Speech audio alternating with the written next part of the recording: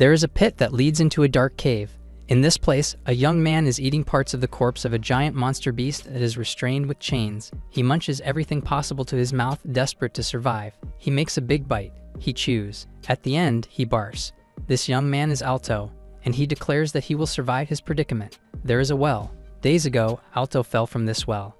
After a long fall, he landed. He could barely move. He tried to crawl. He then realized that his right leg was broken. The pain was so intense that he held his leg in a fetal position. He tried to crawl more. He then gave in, seeing that his situation was just too much. He complained about how he tried so many times to climb up, only to fail. He wondered if the village chief and the others knew about the well. He thought that at least it would be better to just die instead of continuing to be bullied by a young man named Gora. Outside the well is nighttime. Near the well is a giant towering tree filled with gravestones and wrapped in ropes to seal whatever supernatural evil is inside. Gora and his friends are near this tree. One of Gora's men is worried that the village will find out that they are currently in a restricted area. Gora insists that they stay until Alto gets back up so he can beat him up more. The others try to convince him that they should leave before the village finds out where they are. Gora accuses the complainant of being a coward. He decides that they are going down the well to get to Alto. He kicks the gravestones near the tree. He keeps on doing it, showing no respect for the seals. One of his friends is worried that they might disturb the monsters said to be in the well. A crow that glows in an eerie red aura flies out of the tree. They fear the meaning of this omen. Then multiple of these glowing crows come out to attack them. They run, thinking that these crows are monsters. The crows won't stop attacking them. Gora believes that he might have broken the seal. Meanwhile, elsewhere, a young woman worries about Alto. Beneath the well, Alto is already hungry. His left hand touches something. He wonders what it is. He sees a giant youth with spiky teeth and a long tongue. He looks closely. His eyes widen as it finally dawns on him that he is in danger. The monster beast that is wrapped in chains can feel Alto's heartbeat. The monster roars at Alto.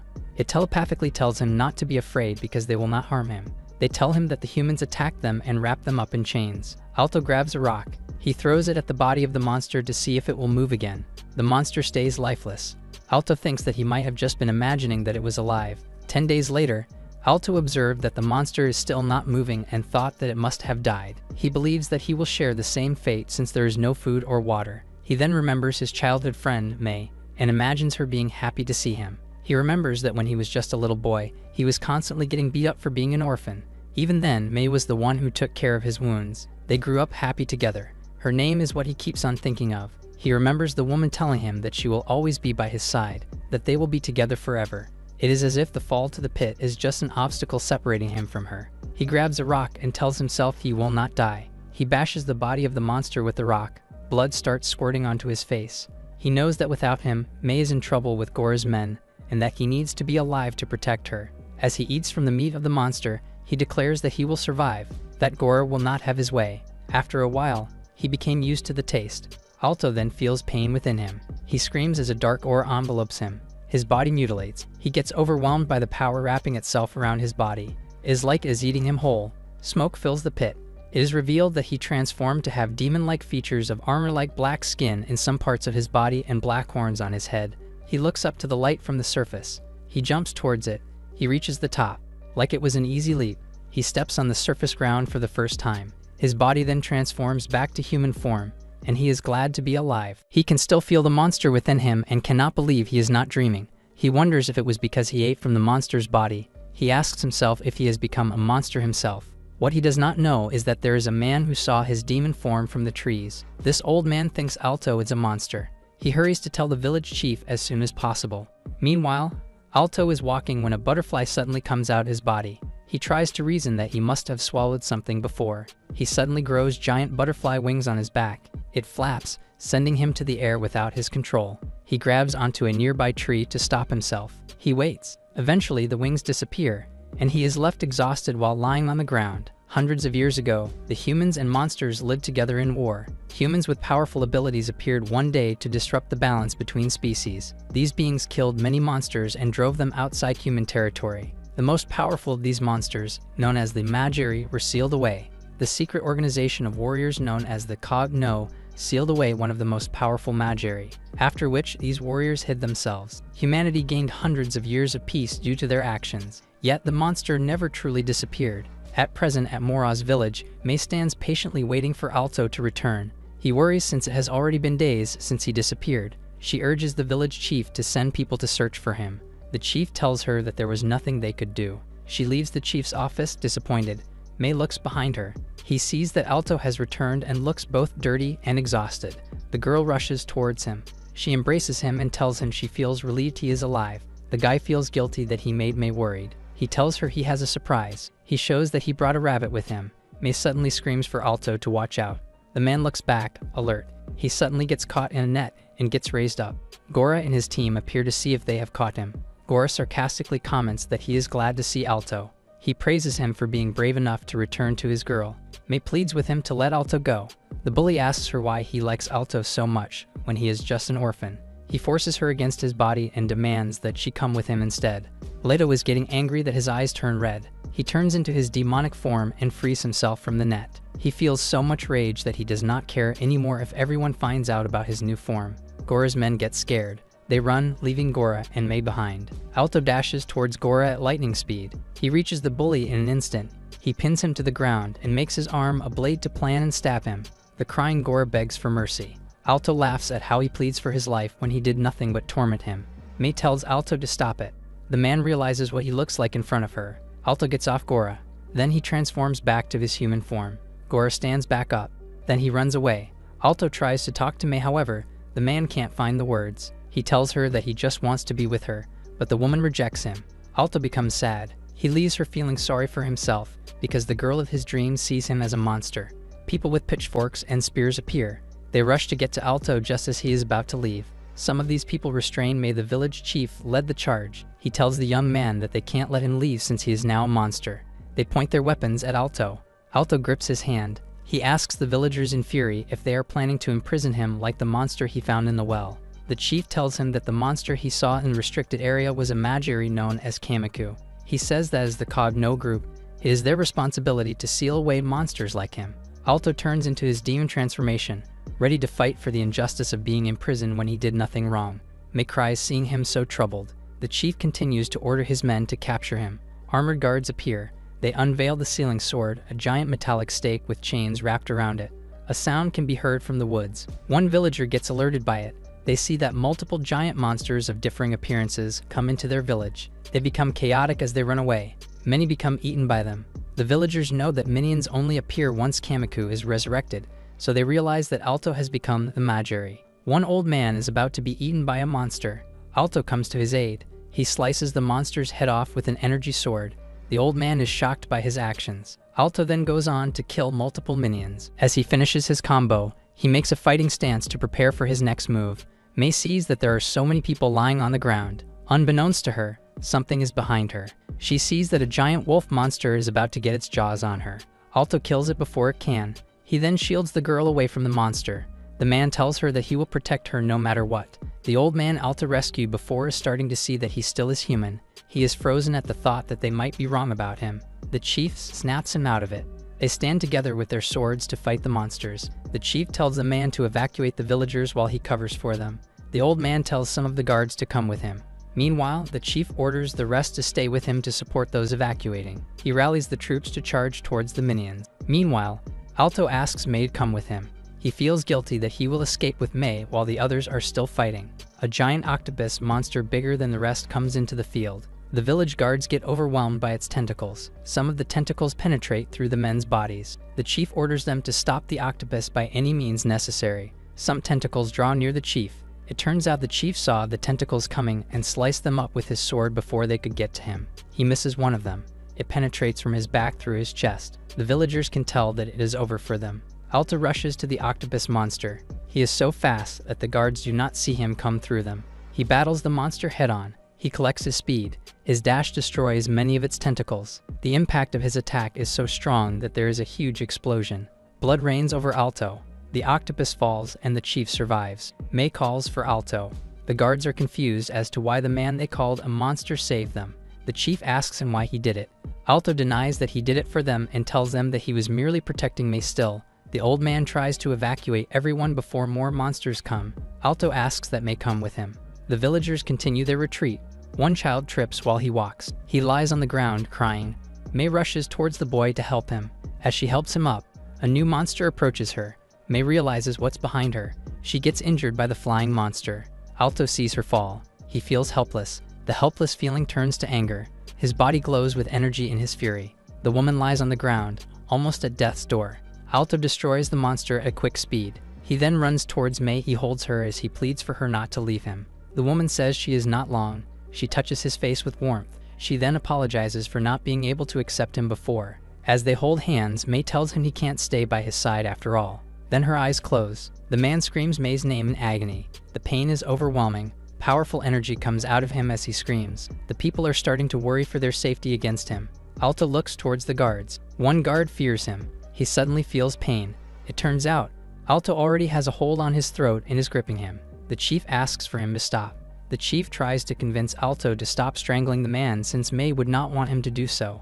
Alto listens as he continues to strangle the man. He puts him down, finally letting him breathe as he lies on the ground. The chief reason that they tried to capture Alto was because they thought he had lost his humanity. Alto carries May's body in his arms. He apologizes that he was not able to protect her. He tells the chief not to worry since he is not planning to get revenge. The chief wants to tell him everything he knows. He explains that all monsters originated from one powerful source he calls the progenitor, and the next in the hierarchy are the Magiri, who can summon minions. In the past, heroes worked together to defeat and seal many of these beings. There were 16 Magiri sealed by the Cogno, and that Kamiku, the 8th-ranked Magiri, had the ability to absorb the power of those it consumed. He explains that since their ancestors were unable to destroy Kamiku, they sealed it in the well instead, and that the bloodline descendants of the Cogno guarded the well ever since. Eventually, Mora's village formed. The chief apologizes for treating Alto badly and promises that no villager will try to seal him away. He, however, warns him that other organizations will still hunt him down.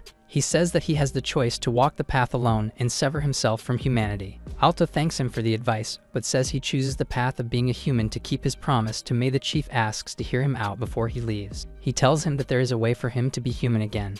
A time later, Alto stands near May's grave and talks to her about how he was bullied by Gora since he was little. He tells her that he still looks forward to tomorrow because of her. He then transforms into his demon form and treks the woods to find his way back to being human. He tells May that the books of the village informed him of a way to do it, but the details have been lost in time. Now he heads southeast where the Cogno resides to search for clues. He wants to be careful so that the Cogno will not find out what he is and kill him. Elsewhere in the woods, a flock of birds flies away from the trees. A slime-like monster with a black humanoid appearance runs through the forest. A warrior nears it with swords. The monster sees him. The man manages to strike the creature. The impact makes it fly and slide across the ground. The creature gets back up. The team of warriors prepares to attack. The monster creates a screeching sound. The people are in so much pain that they hold on to their ears. A portal opens up near the monster, giving it an opportunity to escape. It is about to disappear through it. The leader of the team, Captain Tyrius, appears and uses his spiritual power to summon red strings of light. The others are released to see their captain in action. Tyrius concentrates on binding the creature. He forms his restraints. He then projects these strings towards the monster. It attaches itself to the creature. The monster gets lifted up by the strings before it can come in the portal. However, the monster still slowly enters. Tyrius is shocked that it is still managing. It successfully enters. Then the portal disappears. Tyrius becomes silent. His companion Endu is equally disappointed. The men realize how great at escaping the monster was, considering it even evaded their captain. Tyrius tells his men not to be discouraged. He says that while the monster named Koku escaped, he was still wounded and that they need to focus on finding out how the portal opened. Tyrius reminds his team that his crimson ropes sense the presence of monsters and that they should use them to scout for any minion. He orders his 3 commanders, Endu, Shiwal, and Burga, to captain their own teams in hunting down the minions. Endu wants to ask something. Tyrius encourages him to speak up. Endu wonders what he will do. Tyrius tells him that he will go back to the city of Neoine's castle with his own personal mission. We see Neoine's castle, a city built with bricks, and it looks more modern than Alto's village. Alto is walking around this city looking for Tyrius's squads to join them, since it is a prominent force in the Cogno. He encounters people walking by, talking about how peaceful the city is because of Tyrius's squad. One of them comments on how Tyrius is the strongest. Hearing the claim makes Alto want to look into Cogno more. Everywhere he goes, people can't stop praising Tyrius for his leadership and might. It makes Alto worry if the beloved captain has the ability to know who he truly is. One passerby sees Alto walking by and calls him out for being a country bumpkin. He tries to ignore the bully, but the man shoves him. The bully tells him that someone like him does not belong in the dignified city of Neoine's castle. Some see what's happening and tell the bully to cut it out. The bully tells them to stay out his way. While the bully and those who are intervening are busy talking things over, Alto leaves. The helpers see him leave and try to forget about what just happened. Meanwhile, Alto heads to a dark alley. He is hungry, and he worries that this means he will lose control and start rampaging. He tries to calm himself down before deciding to head back in the open. On top of him is a little boy tied up on a web and being stalked by a giant monster spider. The boy who sees him screams for help. Alto finally notices him. The spider draws nearer to the boy. Alto jumps up. He uses his knee to attack the spider. He grabs the boy. He lands on the ground while carrying him in his arms. He sees that the boy fainted from the fear. He asks himself why there is a monster in the middle of the city. His focus shifts to the boy's scent. He is transforming slowly into his more demonic form as he realizes he can no longer control his hunger. Meanwhile, Tyrius stops a boy from entering the dark alley. The boy is glad to see that the famous captain has approached him. Tyrius asks why he was about to enter the alley. The boy points at the strange smoke coming from it. Tyrius tells him to stay far away from the alley while he investigates. The boy tries to leave. He stops midway to ask if this is part of Tyrius's mission. The captain entertains him and tells him that it is a top secret one that he should not report to anyone. The boy proudly salutes and says he will stay quiet. Tyrius wears a cloth over his mouth. Then he enters the smoky alley. Later, sunlight enters a window from a room. It is revealed that Alto is sleeping on a bed, being taken care of by a family consisting of a mother, a father, and a son. Alto wakes up.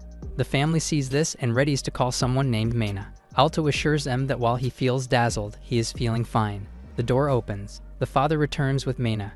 Mena is revealed to be a stern-looking woman with violet hair and glasses. She wants to get closer to Alto to know more about his condition, but the man wants to ask what's going on first. Mena tells Alto that he collapsed from poisonous spores after helping the child of the family in the alleyway, but that Tyrius found him. The mother tells him that he was the last one who woke up from those affected by the spores, and that she is glad to see him okay.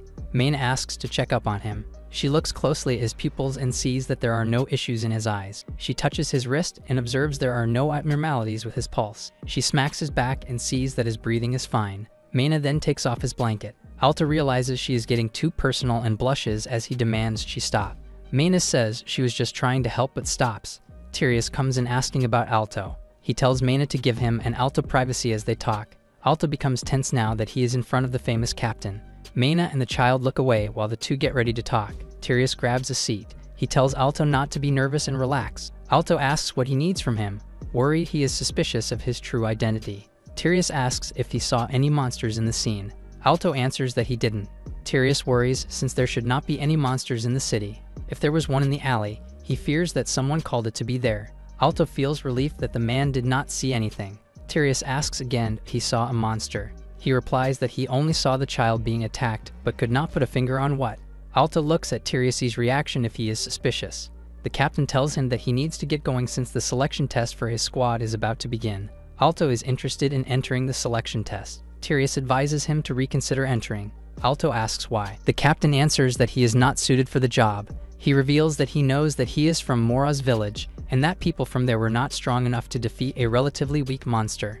Alto sees that he still does not know that Kamiku is dead. Tyrius encourages him to return to his hometown instead of applying for his squad. Alto thinks about it. It reminds him that he can't return because there is no place for a monster like him there. It makes him determined to join the squad since it will give him more chances to find out how to be a human again.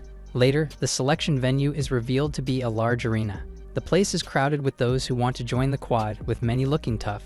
Alto feels overwhelmed by how many people want to join. He bumps into someone walking by. It turns out to be a woman with green hair. The woman looks at him with cold eyes, as if she is looking down on him. Tyrius goes to the stage to introduce himself and explain the rules of the selection test. He tells them that the rules will be simple. He says that they must get into a battle royal until only 200 of them pass. He activates a torch. It turns into fireworks that signal the start of the test. He declares that the test has begun. The candidates immediately start beating each other up. Alto worries about the danger of the environment. The candidate sees the girl with green hair. They ask that she team up with them so they can protect her. The girl, Leon, does not respond. She reveals her spear and asks them why she needs to be protected by people weaker than them. She starts attacking them, and they are defenseless against her. One candidate named Kiraz observes everyone and comments on how chaotic everything is as if he is above it all. Someone sees him and thinks he looks weak since he is so small. Kiraz gets angry that he is being called little. He wrings out his crossbow and goes crazy by shooting everyone with arrows. Someone comes behind Alto to challenge him. The man is a muscular guy who tells him he has no place in the selection. The man makes a fighting stance despite Alto's insistence not to fight. The muscular man rushes towards him. Alto looks annoyed by him. He kicks the man like he is nothing. The muscular man's followers are shocked. They see their mentor foaming at the mouth while he lies on the ground. Alto tells the others to come at him at once if they want to take him down, that it would be a waste of time if they did not do that. It makes the others scared to face him. They see someone behind Alto. This mysterious man gets Alto's attention. He is revealed to be a giant of a man who looks so tough he has the presence of a bronze statue. Alto tells him to attack. It turns out the man does not want to and tells him good luck with his enemies. Kiraz observes Alto and is impressed by him. Kiraz looks so beat up that his friend tells him to quit acting all high and mighty. Meanwhile, Alto is glad to see that he is stronger than most even in his human form. The selection test ends a few hours later. Tyrius welcomes everyone who passed. He declares the test over. Among those who passed is Alto. He wonders why the village chief back in his home told him that the squads in Neowine's castle are tough. After going through the test, he feels like things went by too easily. Tyrius orders everyone to form groups of 10. He warns them that their team's combined strength will be the determining factor in survival against monsters. He also warns those who lack the ability to leave. Kiraz introduces himself to Alto. He asks that they team up. He reveals that he already teamed up with Leon and other strong-looking people. Alto thinks about how he might get exposed if he teams up with skilled individuals like them, but that it will also be the easiest way to succeed. He agrees to team up with them and shakes Kiraz's hand. Kira becomes edited now that they are complete and now focuses on what they should name their group. He goes into multiple names that make them sound strong and unbeatable. Mena sneaks up on Kiraz. She tells the team that she is their supervisor and that she will show them to their dormitory and give a brief introduction to their organization. She leads them to their new dorm. Mena explains that while Tyrius' squad resides at Neowine's castle, they also protect the other cities. She says that they will join in with their mission to hunt and kill monsters soon. However, they won't have any missions for a while, making the group feel impatient. Mena thinks about something important. She advises them to value their abilities to survive above all. She shows them to their dorm and makes her leave. The team talks among themselves. Alto shares his theory that Mena's warning to value survival has some sort of hidden meaning. Leon thinks that they might just be overthinking it. Another girl member shares her suspicions that the test is not over yet. She believes that the dormitory might be a trap. It makes Alto and Leon alert. The girl who shares this theory feels scared to enter. Alto thinks they still need to enter. He tells the team as he enters that they need to move forward. Lan reports that there are no issues on the second floor. Alto shares that there is nothing odd in the first floor and garden area either. Kiraz reports that he used a magical tool to scout the place and found nothing strange. They are starting to think that they might be overthinking things. Alto still believes that something is up. One girl asks what they should do now. Alto, Leon, and Kiraz reply that they should wait. We see the main headquarters of the Cogno. Mena and Tyrius are in the tallest tower on it. Mena voices her concern of letting the new recruits fight monsters even if they are merely illusions. Tyrius justifies that it would be better than encountering real monsters and losing their lives. Mena also questions Tyrius's decision of loosening the selection standards and asks what the higher-ups will think of this. The captain materializes a floating gem over his hand. He tells her that he does not care about what the higher-ups will say, that he will take full responsibility. With Tyrius's magic, the headquarters and its surrounding areas become surrounded by a magical glow.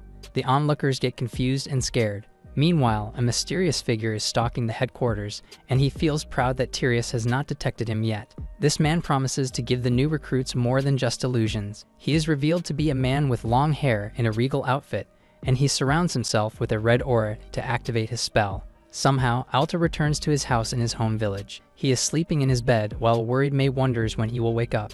The man looks peaceful as he sleeps. May tells a middle-aged man that this is his fault for ordering Alto to gather herbs from a dangerous area. Alto wakes up and sees May. The girl is relieved to see him okay. She reports that he fell asleep for 3 days after falling off a cliff. Alto tells May in sadness that she is supposed to be dead. May thinks he is acting weird because of the head injury and asks the middle-aged man for a doctor to examine him. Alto pleads with her to listen to him. A few minutes later, May tells him that the middle-aged man took them in. The middle-aged man feels hurt that he does not remember him since they were a family for 10 years. May asks Alto if he is okay aside from his memory. Alto looks at May, knowing full well that she is supposed to be dead and that he is supposed to be with his new team now. He transforms his finger into a monster form and confirms that this is true. May suggests that they go for a walk to help Alto remember their days together. As they leave, the middle-aged man cries since he feels left out.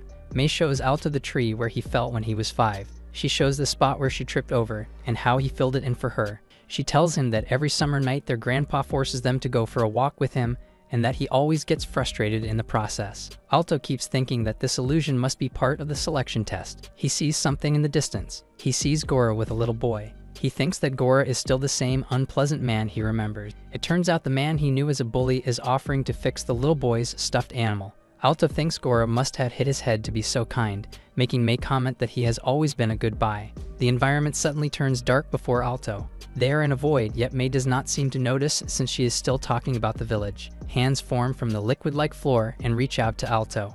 The man is confused about what is going on. A chair suddenly appears under him to force him to sit. A dining table appears in front of him, filled with food, and May is at the other end of the table. Alto finds the food creepy since their village was too poor to serve such expensive-looking delicacies. Villagers appear, all strangely wearing luxurious clothes. A man with creepy eyes asks Alto why he is not smiling. Hands from the ground surround Alto and try to grab him while in his dazed state. This dazed and confused Alto answers that he is happy. Meanwhile, in the real world, birds are dead in the dormitory, giving a sign that something ominous and awful is going on. A monster with a vine-like purple body is growing within the dorm halls as if it is a rapidly growing dead tree. Its tendrils are everywhere. A hand escapes from its grasp.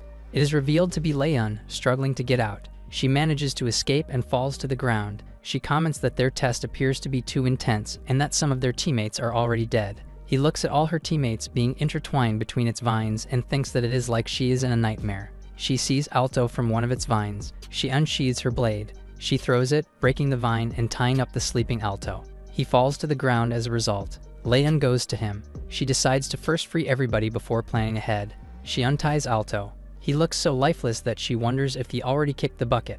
He slaps him to make sure. Frustrated, she yells at him to wake up. She hears something from behind her. She looks behind. She sees that the others still trapped by the vines are already sucked dry to become mummies. The monster is growing from the energy it is sucking from its victims. It forms its face and arms. She sees that the victims' bodies are already being sucked into the vines, making them bigger. Kiraz appears and tells Leon that the monster's name is Shauna. He suggests that for now, they run instead of worrying about how it appeared in their dorm. More vines move. It ties up Kiraz. Lang tries to catch up to him, but the vines are already wrapping themselves around her. The more they struggle, the more the vines tighten their grip on them. Meanwhile, Alto is still in the dream world, where May accuses him of not trusting her. She pleads for him to feel comfort in being with her. She removes her coat.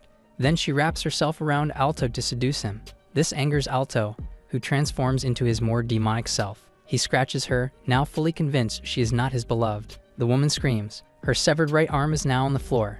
The woman tells him that he will regret what he just did. She transforms into a monster with sharp teeth and even more sharp teeth at the mouth of her chest. Still, she becomes scared. Alto has no hesitation to attack her despite her scary new appearance. She pleads for her life. Alto finishes her off, breaking the dream world. In the real world, his body is being consumed by the monster vines, along with Leon's and Kiraz's. Kiraz can barely stand the squeeze of the vines on his body. The sight of his eyes is about to blacken. Vaguely, he sees Alto's body disappear from its restraints. His eyes become fully closed in darkness. He suddenly opens his eyes and sees that Alto in his demonic form is getting closer to him. The vines drop Kiraz and Leon, and Alto is trying to catch them before they fall. He lands them on the ground. Kiraz thanks him for saving them. Alto tells them that there is no need to thank him. It finally dawns on them that he looks like a demon, shocking the two.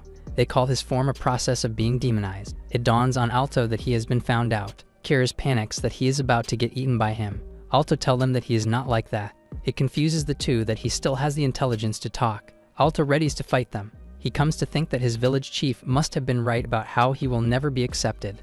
The two are on alert around him. Kiraz approaches him. Subverting expectations, he hugs his knee and thinks he is cool in his demonized form. Lan looks at Kiraz with shame and embarrassment.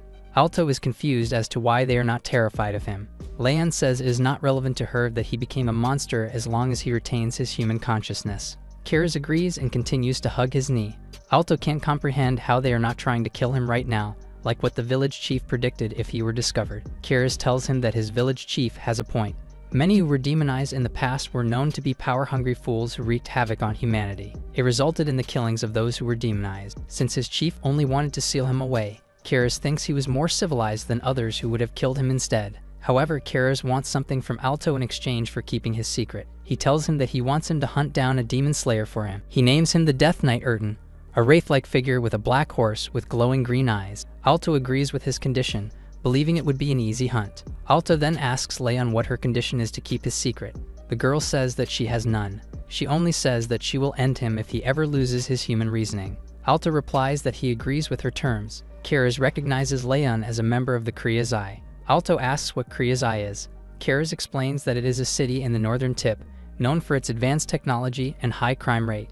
Many citizens there modify their bodies with robotic parts. Leon explains that body modifications are not relevant to her as long as the person is still themselves. Leon wants their talk to be over since they still need to deal with the monster Shauna. They wonder what they need to do to defeat it. The trio hears people coming. They see that official members of the Tyrius squad have come to rescue them. Kairos is glad to see that help has arrived. The official members ask the trio to head for safety while they take care of the monster. Kairos thinks that they look capable and badass. Alto decides that they should follow their instructions. They do not realize that the official members are already caught in the vines while the trio walks away. Behind the trio, the vine monster grows bigger from its new victims. One of the vines slams one victim to the wall. The trio finally notices what is going on. Alto, Leon, and Kairos are frustrated that the monster is unstoppable and getting bigger. The official members have now turned into mummies. Shauna roars at them. They can tell that the enemy is getting stronger and stronger. Kairos is already losing hope of survival. He can't see that there is any way to escape. Leon tells him to pull himself together. Vines come to strike Kairos. Alto grabs it before it reaches him. He slices the vine with his bare hand. Alto is still determined to defeat the monster. Leon says she will join him. Both of them run towards the monster. Kairos does not know where their bravery is coming from. He feels like their bravery is in vain since they will all die anyway. He stands up, feeling motivated to do something about their situation. Elsewhere, other official members of the Tyrius squad can see Shauna's main core. Maina is trying to figure out how to stop the monster. She orders her men to attack the main core since it is the weak point. The core senses them. It orders its vines towards them, but Maina materializes a magic barrier to protect them. One of Maina's men thinks she is killing herself by using magic that is outside her healer specialty. Maina does not care and continues her barrier. She jumps to the top of one of Shauna's vines. The monster senses her. Maina's men fend off the vines with their weapons. They tell each other to watch out. A vine strikes one of them. It ties him up. Then it suddenly leaves him alone. He wonders why it suddenly stops attacking him. They realize that Maina must be trying to seal the monster's core, temporarily suspending its movements. Energy orbs appear in the air. Alto, Leon, and Kairos recognize that if Shauna absorbs the energy orbs, it will be too powerful for Maina to seal. Kairos directs his two teammates in the directions of the orbs. They are able to make many orbs disappear with Leon's magic yellow strings, impressing many onlookers. Kairos sees the onlookers. He requests that they help take down as many orbs as they can. These men become motivated to fight. They take out as many orbs as they can with their weapons. They manage to stop the monster, and they attribute it to Maina stopping the core. Maina feels uneasy since the monster was taken down rather quickly. Shauna suddenly releases giant energy from its core. However, the men are not deterred. They feel like they can hold out until Tyrius returns. One man is being neared by a vine behind him. His head suddenly pops off from the striking strength of the vine. Shauna has become active again. Leon, Alto, and Kairos are shocked to see the monster still strong. Its face and arms are coming for the trio. It comes for Alto first. One of its arms penetrates Alto's stomach. Kairos and Leon worry for him. Alto feels the pain of his wound. However, he holds on to the arm, making Shauna trapped near the man. Maina is near the monster's core and worries that if it breaks her seal, it will go on a rampage. She wants her men to hold the line while she goes to the new recruits and rescues them. The men insist they wait for Tyrius, but she still goes on her own since there's no time. Meanwhile, Alto is still stabbed by Shauna's arm, and he is locking the arm to trap the monster near him. He demands that the monster not come any closer. Alto tells Leon and Kairos to leave Shauna to him while they destroy more energy orbs. Alto pulls the monster's arm. This leads to the monster's face being within reach, giving him the opportunity to kick it. Shauna retaliates by gripping his head. The monster rotates its body. It throws Alto across the room. He gets smashed to the ground. However, a hint of his determined eyes can be seen within the smoke. He flies fast towards the monster, attacking it at quick speed. He slices off the vine that connects Shauna's head and arms to its other parts. Leon and Kairos watch the fight and are impressed by their teammate. Shauna's top part still grows strong despite being detached from its body. Leon and Kairos recognize that the monster absorbs so much energy that it can heal the parts that are damaged. Maina appears to the two and tells them to get out of the area. She warns them that monsters of Shauna's level are beyond their capabilities. A vine suddenly tries to strike her. Alto, in his demonic form, attacks it before it reaches Mana. She asks if Alto is an enemy or an ally. Before he can answer, he already dashes toward Shauna. Mana worries when their captain will come to rescue them. Otto continues to fight the head portion of the monster. He crushes its head. This leads to it falling on the ground. It revives to face Alto again. He punches it. Then he punches it again. Karaz and Leon watch the fight with hope. However, Mana can sense that the monster is not getting any weaker.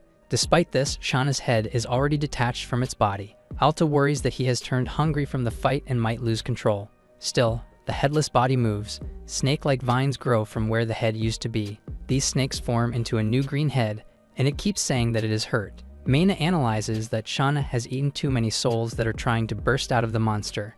Alto smiles. His mouth waters. He is excited for the opportunity to feast on the monster. Shauna challenges him to devour its body. Alto dashes towards its face. The man's face nears it. Alto put both hands on the monster's new head. He then pulls it off its neck. As he crushes the monster's face, it tells him to run away. He looks at the monster's head with hunger. He then takes a bite. Other faces appear on the body, all feeling the pain of being eaten as if they are connected. The headless part of Shauna still stands. Meanwhile, Tyrius appears on the scene. He is determined to end the situation. Tyrius is about to get to Alto while the demon-formed person is going after Shauna. Alto sees him coming. He tries to attack the blonde captain, but Tyrius blocks his strike with his sword. Alto cannot get near him due to the captain's skill with the blade. He grips the blade. Alto is screaming like an animal that is out of control. He gained enough strength to break his sword. Tyrius readies to strike Alto. It connects, the force of which leads Alto to slam across the room and into a wall behind him. Meanwhile, Shauna is trying to escape while the two are fighting. He opens a portal for the monster to get in. Strings made of light suddenly attach themselves to the monster. It turns out that Tyrius is pulling Shauna up with his crimson strings. It gives the captain a chance to near the monster. He ties the monster up so that it cannot escape. He orders his strings to tighten up so it can squeeze the creature. Shauna's multiple faces scream and struggle. Its body explodes from the grip. It separates the faces into individuals that crawl away in their own direction. They scatter off in multiple paths. The one true Shauna is smiling at the thought that the captain does not know that the other parts of him that are trying to escape on their own are just illusions. The real him is suddenly stopped by Tyrius' foot. The captain grabs him and he tells him he knows about his little trick. He squeezes the monster until it explodes. The remnants of the creature separate into droplets that hit the ground. Tyrius then puts his focus on Alto. It turns out that he has tied up Alto with his strings. The demon man is still without his wits and is roaring like a beast. Tyrius can see how wild he is looking. The captain activates a spell that puts Alto in a blue orb of light. Alto levitates in the orb. He looks at the captain with contempt while in his restraints. Later on, a sleeping Alto is dragged by the medical staff to let him rest. Alto can tell that Mana and Tyrius have been talking about how to deal with him as a demonized man. A few days later, Alto wakes up with Karaz and Leon watching over him. He then realizes that both Tyrius and Mana are also in the room. Mana tells the others to stop crowding the weak man. Alto asks if they will hide his identity so they can use his demonized form against the monsters. Tyrius confirms his suspicions. This leads Alto to think deeply about his options. He replies that he has certain conditions. Tyrius is all ears. He demands that in exchange for being their demon blade, they must find a way to turn him back into a human. Tyrius takes in what he is saying. He lets the demon man know about the place called Abyssal Grounds. Alto is intrigued. Tyrius explains that the Abyssal Grounds is where the rarest books are sealed, and that it even has information about turning monsters into humans. Many monsters have tried to get into the grounds, but none of them returned. Alto asks him if there is a way inside. Tyrius warns that he will lose his humanity before he can reach the grounds. Alto asserts that he will go no matter what. Tyrius worries that he may have false hope. The captain threatens to kill him if he ever becomes a true monster. Alto is glad to hear it and starts asking when they can start hunting monsters and go to the Abyssal Grounds. Tyrius sees how impatient he is and tells him he will start training as soon as he recovers. He informs him that he will ask the council elders for access to the Abyssal Grounds. Tyrius says his time is up and that he needs to leave. He tells Alto to rest. Before he leaves, Alto asks him what happened to those who witnessed him becoming demonized. Tyrius chooses his words carefully. He regrets to inform him that they were all killed by the monster Shauna. Alto gets saddened to hear it. The next day, Alto tries to stand. His knees then hit the ground. He still feels the pain. Karaz and Leon then come in his room to see him. They see him squatting on the ground and can tell that he is still not in full health. Leon tries to get near him. Karaz is opposed to it and tells the girl not to touch him. A golden light suddenly comes out of Alto's chest. Out of the light appears a small creature. Kara's recognizes the cute creature as a Sophie Sprout. Alto is confused how the creature came out of him. Kara's explains that when Shauna died, it must have left a spawn in the first host it found. He lets him know that the baby is harmless and would be a great companion. Kara's is excited since a Sophie Sprout is worth a fortune. The Sprout sees Kara's hand getting near them. The creature then jumps off of Alto's hand. It then runs away. Kara's panics that the very expensive creature is running away. He chases after it. Both Alto and Leon look at their friend with shame. A few days later, Alto joins Leon and Kara's in mountain training. They do mountain climbing, hiking, and other hard tasks. Over time, Alto realizes that the training is not just for them to be physically stronger, but also for them to sync as a team. A few days later, the trio's training in the mountains ends. In front of them is Trios. However, they realize that the Trios that was supposed to greet them is just a cardboard standee. They are confused about what is happening. Maina then comes out from behind the standee and tells them that it was a prank. The three do not find it funny and are looking at her with disappointed faces. Maina tells them to relax. She opens a giant gate and tells them that their real training is about to begin. Inside is a realm filled with weapons. She tells them that today's lesson is for them to find their destined weapon. The trio are amazed at the gateway of weapons. They take time to look at the armory. Maina begins to explain. She informs them that a weapon's strength is determined by the strength, technique, and magic power of the user. As she grabs a floating sword, she tells their grand history of how they have discovered how to imbue weapons with power. She says that they will not only learn how to slay monsters with them, but also how to seal them away. She then explains that even a child can unleash unmatched power as long as they choose the perfect weapon for them. Some weapons can even grow to have awareness and bond with the user's heart. She explains that every weapon in the armory is the finest of its kind and that each one has awareness. She proudly tells them to choose their weapon, to choose their destiny. The selection process continued and various tools floated around. As Kara's reached out, calling his destined equipment towards him, he opened his mouth in surprise. A huge and heavy item sped in his direction, hitting him in the face. Although he sent tumbling back, he fortunately wasn't injured from the impact. Maina says the barrel is the most distinctive item in the armory and the only unique weapon. It can be used as a weapon and everyday gear, and can boost an invention's success rate. The young man carried it with a smile, happy with the new equipment.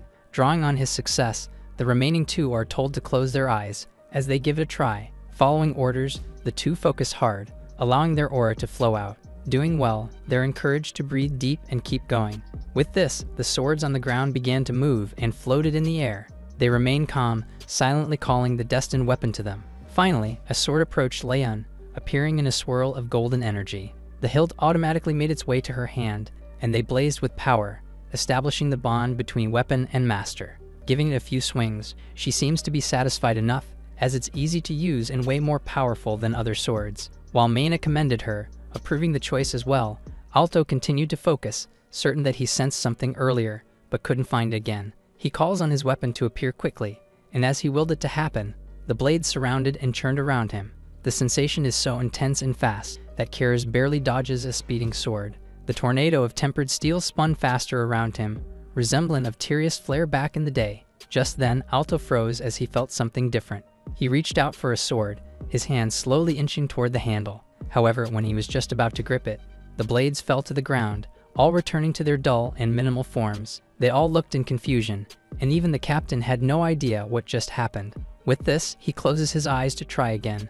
Once more, the swords on the ground began to tremble. They float into the air and around the void. Things seem different, and the others wonder if it will work out this time. Just then, the equipment was sucked into the void portal. While the new recruits didn't know what was happening, Maina grew excited, as the only one comprehending the sight. As Alto already possesses energy of the abyss, the weapon spirit wants to recognize its master. Since a new power surged throughout his body, it's bound to clash with the abyss already in him. The beings clashed inside his body, causing a deep internal battle. The others are stopped from coming close and told that their comrade will reap great rewards if he gets over the trial. Inside, the weapon's spirit and Kamiku fought, with the Majiri exhibiting its overwhelming strength. Soon enough, it took the spirit by its throat and devoured it whole. As its power entered the monster's body, it also surged throughout Alto's entire being, filling him with newfound energy. The primary demon in him won, and he now has two sources of strength. The others are stunned by his amazing aura and ask how he's feeling. It isn't a terrible sensation at all, and he feels more control over his abyssal power. While the others received weapons from the void, a physical change took place on his body, and his dark and razor-sharp blade now extended from his arm. With a quick swipe to try things out, a dark tear appears in the air, as if he cut space itself. Something inside clicked, and even those outside the armory felt an odd sensation crawling on their skin. Meanwhile, the unfamiliar intruder also felt it. He wanted to stir trouble while Tyrius was away, but something more interesting was happening. The new recruits are dragging humanoid and lifeless bodies across the floor. With exasperated faces, they toss the bunch into the trash bin. Kira's complains that Mena is forcing them to clean her lab and treating them like slaves. Ever since they picked their weapons, they barely have any more time for their daily essentials. Since Tyrius is out, she was left in charge, and they can't even complain about anything. Most of their time has been spent cleaning up, but Alto sheepishly reasons that it might be training for their nausea endurance. Meanwhile, other squad members outside are happily talking about slaying monsters. Hearing this, the three poke their heads out of the laboratory and are envious to see the recruits who joined at the same time as them. They share a moment of silence, looking at the dim room they've been stuck in. With a collective sigh, Kira suggests that they skip their tasks and head out on a mission instead. Although there's slight hesitation, it's true that doing this would slightly broaden their horizon. Getting too brazen and hopeful, the two men start to set off and avoid their task. However, Mena appeared at that moment, demanding to know what they were trying to do. If she hadn't come to deliver their uniforms, the recruits would have run away. In the forest, various monsters roamed under the scorching sun. With them, the Tyrius group of three were traveling with cargo. Riding the wagon, they pointed around, as it's the first time they went out in a while. They see a huge bull-like creature, which is something they've never seen before. Leon gets excited as they explain and jots notes down on some paper. The two men have differing approaches, with Alto describing based on what he sees. On the other hand, Kyrus scolds his companions, saying they could easily obtain such knowledge by reading books, but is quickly brushed off. The country bumpkin argues against taking notes, barbarically saying that he'd rather taste them. Kyrus is annoyed, but refusing to join them would leave him stuck working errands in the lab. They were caught by Mayana earlier, and had to bravely ask for monster-slaying missions. Scolded for dreaming of such things when they haven't even done their job, the trio apologized. Fortunately, she understood the burning passion and grand ambition of young recruits. As such, she raised a quest sheet saying she prepared something. They thought it was finally their chance, but it was just a basic delivery mission. It wasn't what they expected, but it's a new experience to say the least. With this, they traveled across the forest, carrying medical supplies to the designated location. The journey didn't stop, and their bodies soon started to ache. Finally, Leon grabbed their attention, pointing a few meters ahead. A small town appeared in their line of sight, and a flag identifying the Juru City Inn. Taking a look at the map, they confirmed that there's only a day left until they reach the city of Jilu. There's still a lot of time before their deadline, so they decide to relax and stay at the inn for the night. Excited, they hurry their horse over, and soon reach the city's establishments. Inside, two men blankly worked an empty way station, complaining that the city's resources have been missing for days now. The other man is already used to it, saying it's only natural, as people are in Jilu for the festival.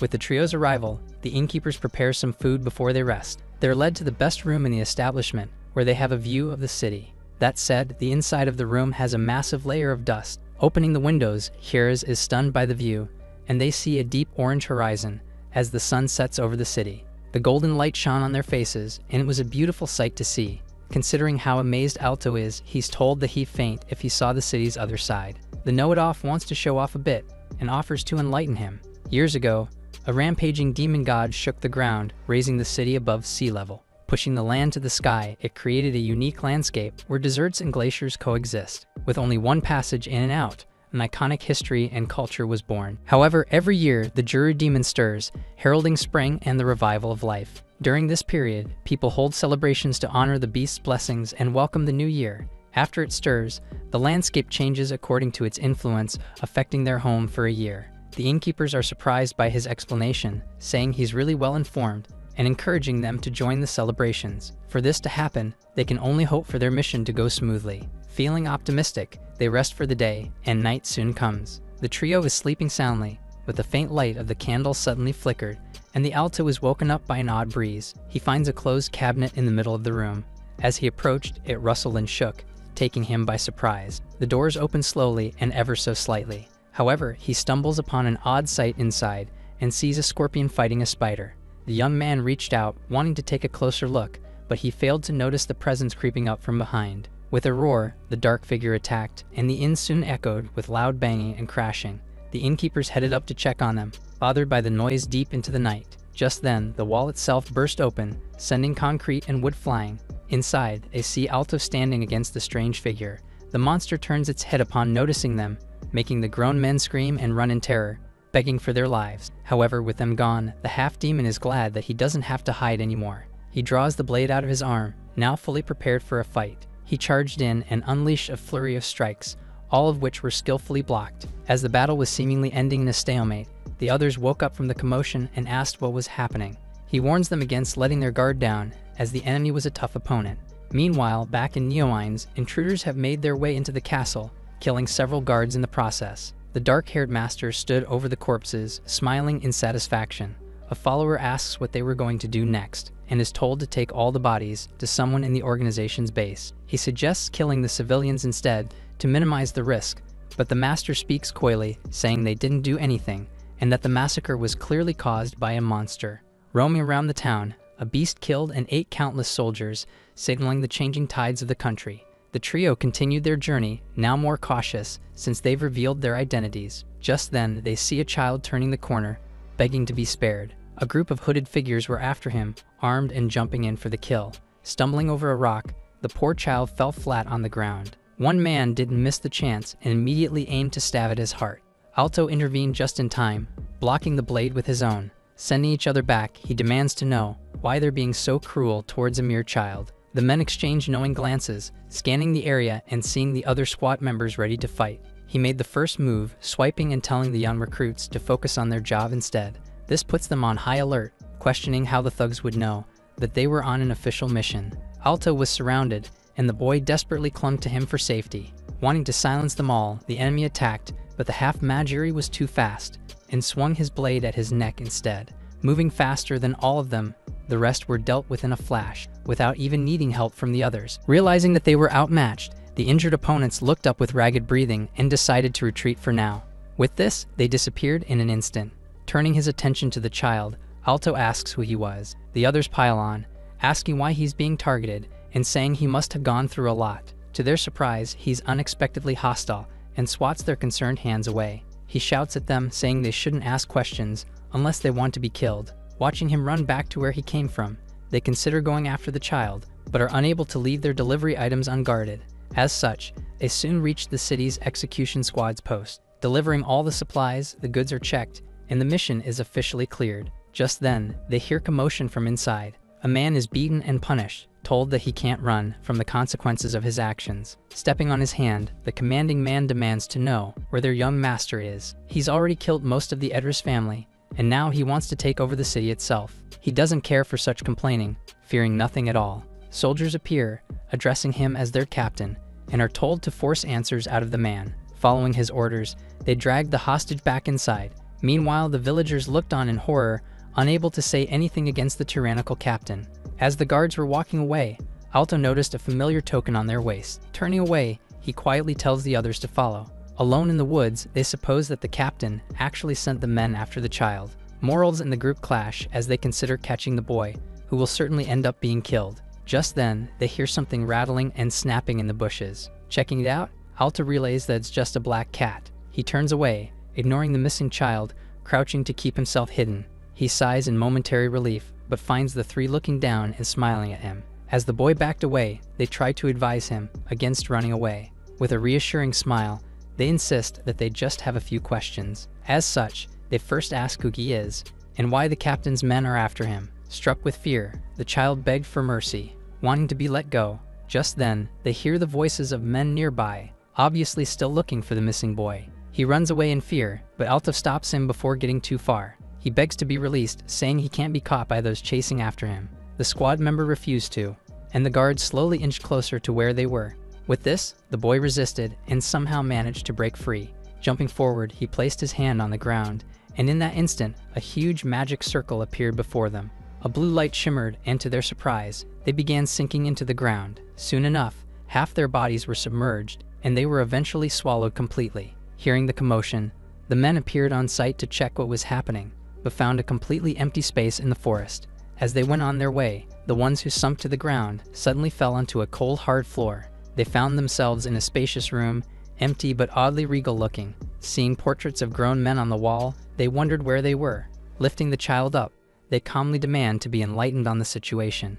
Taking a closer look at the portraits, Leon sees writings on the borders and reads the names of the Edris family patriarchs. They look up at the photos and names, finding them oddly familiar. Finally, the child reveals that it's Gyru, his father, and the former lord of the city. Meanwhile, he's Blair, the third heir to their name, who's supposed to inherit his father's title. Their family has served as the city's protector, governing and guarding it for nearly 500 years. Then, tragedy took place. 3 months ago, monster riots became frequent and poor decisions led to heavy casualties. As such, the commander was replaced by Chen's, the ruthless man they saw, who also managed to quell the rioting beast. In terms of strength, he's undeniably a capable leader, but his morals are less than low.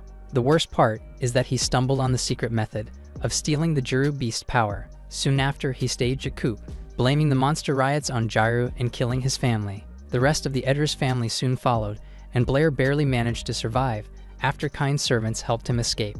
His story tracks with the experiences they expected him to have. With the explanation finished, the boy started walking away.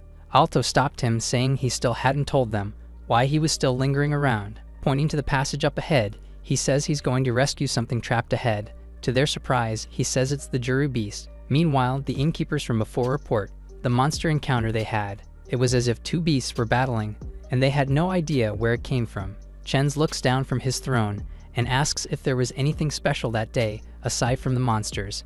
They don't say anything much, but note the 3 squad members who arrived in the city. The initial noise came from their room, so they went up to check, not expecting an actual beast. One guard unscrolls some parchment, showing portraits of the 3. They confirm the identity of the visitors, adding that they were the only ones who entered in the past 3 days. Moreover, they were the ones who saved Blair, who they were chasing the other day. Considering the gravity of the situation, Chen's orders his men to capture them.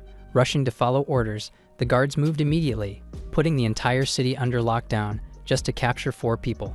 Moving with just a few men accompanying him, Chen's headed to a secret spot and pulled a book out of a shelf. This opens a trapdoor on the ground, which leads to the Gyru beast chambers. They head down to check on their first priority, but are confident as enough protection has been set. Meanwhile, Blair and the others find the beast surrounded by killer bugs. Having found the right spot, the intruders approached. There was a huge monster on the ceiling, but the true Gyru was behind the door. The boy courageously moved forward, but the squad members are trained and much more cautious with how they dealt with such situations. Seeing them hesitate, Blair asks why they aren't following and wonders if they're doubting him. With an unexpectedly sly smile, he claps, signaling something to move. Upon his command, the killer bugs were suddenly on high alert, looking at them with hostility. With this, the trio realized that they had been played. The swarm charged into attack, and the boy scoffed at them for realizing far too late. Alto-faced stared each and every one of the bugs down. He summoned the blades on his arms and leapt in to strike first. He cut several at once, taking them out without any problems. However, the sheer amount keeps him occupied enough for Blair to run away on his own. With them there, he can easily steal the power of Gyru.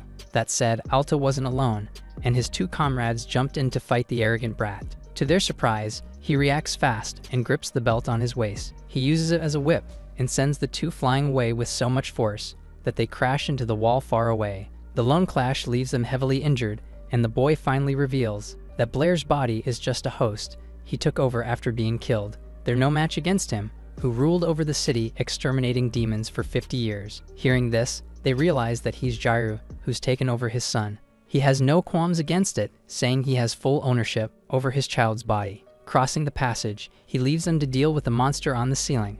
Alto tells the 2 to go after the enemy, while he stays behind to take the monster down. With the 2 gone, he attacks with full force, sending a couple of slashes at the beast. However, it basically bounces off its tough skin. He worries, as there isn't even a scratch from his demonic blades. Dodging another attack, the young man wonders if he should somehow lure it to the next room. Looking at the doorway, he thinks of ways to make his plans happen. He jumps around, trying to stay alive despite it all. Meanwhile, Chen's appears with his men, who are surprised to see the demons. They correctly deduce that Gyru must be using it to stall the squad members. As Alto made a break for it, nearing the doorway, the commander suddenly leapt after him. He reached out with his whip, which latched on to the young man's body, and pulled him back to the ground. The 2 parties faced each other, and rage bubbled inside the half-demon's body. Taking the chance from the distraction, the monster attacked, but the previously impenetrable skin was suddenly torn in half. With a brand new demonic form for his arm, Alto killed the beast in one shot. He looked back at the captain with sinister eyes, asking if he really wanted to be his enemy. Still stuck in the room, they try to hurry and end things, As the second Edris nears the Juru beast, as if on cue, the demon on the other side roared, humming with power. The time constraints continue to pressure them, but Alto says he has squad mates on that side, and that he'll be joining them shortly. Alto keeps the beast away with one arm. Holding it tight, he slams it on the ground. Juru is incredulous, demanding to know how he broke the force field. Standing tall and proud, the young man says he's far too full of himself. The best gets back up, as if not sustaining any damage. He wonders what he can do to move away from the stalemate. The moment he was bitten earlier, all the abilities he devoured before suddenly burst forth. Closing his eyes, he tries to focus and feel the enemy from the inside. Gripping tight, he remembers feeling power surge throughout his fingertips. Realizing something, he decides to get everyone out first, as he can't tackle this alone. Just then, the beast charged an attack and shot powerful bursts of energy at them.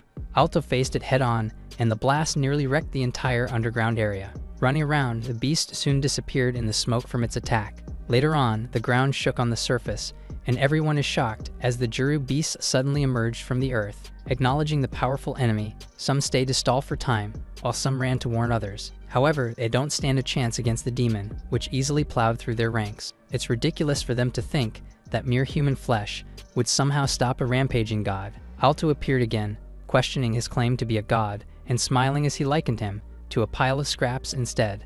Insulted, Juru argues that he also stole the power of demons, so he has no right to judge.